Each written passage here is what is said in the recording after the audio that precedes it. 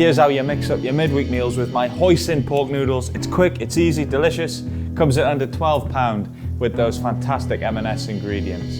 To start off, we get our garlic, ginger and chilli into a nice hot pan. Now it's in with our M&S RSPC assured British pork mince. It's delicious and it's going in with the aromats. And while that pork is frying away, we're gonna get on to make a broth to cook our noodles. Crumble in a stock cube, in with some soy sauce and some aromatic toasted sesame oil.